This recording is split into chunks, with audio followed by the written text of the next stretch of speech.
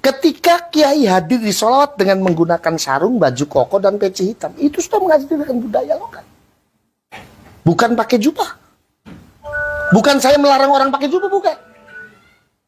Yang kedua, syair-syair yang dibawakan di sholawat semuanya itu, mohon maaf, kalau burdah atau maulid Barzanji, oke. Tapi kadang-kadang itu tim sholawatnya membawakan syair yang sama sekali itu bukan burdah.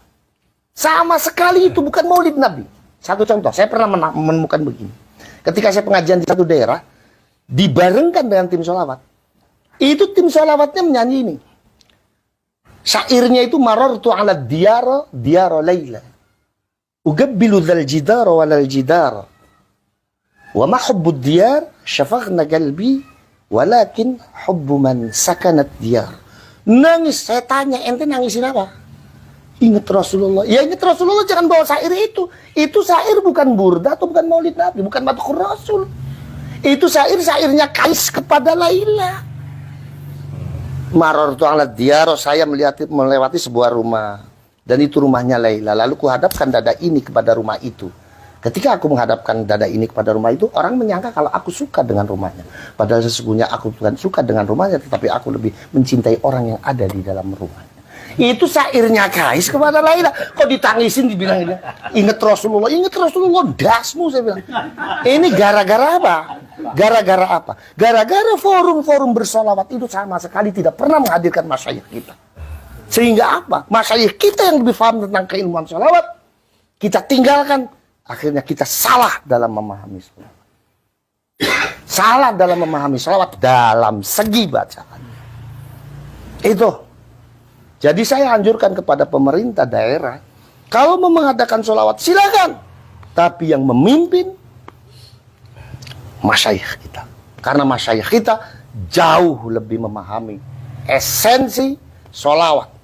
Jauh lebih memahami keseluruhan makna sholawat dari syair-syair yang dibaca.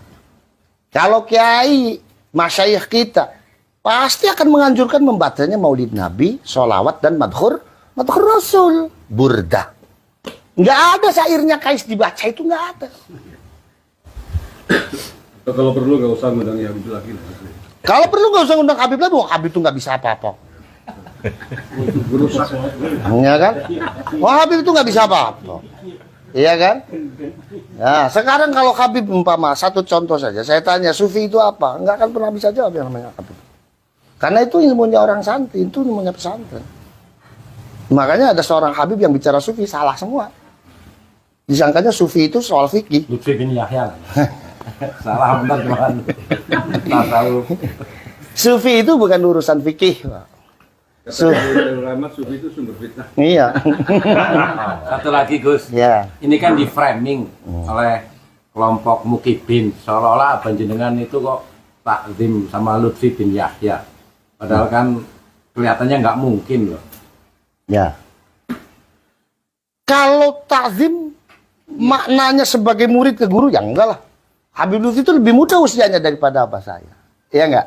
Satu. Yang kedua, abah saya itu, ya nyuwun sewu, bukan saya menyombongkan orang tua saya, bukannya. Abah saya itu baca tafsir Jalalain satu sambil tidur. Semuanya banyak yang menyaksikan. Ini kayak Ustadz Jadi sendiri menyaksikan bagaimana bulan Ramadan abah saya kalau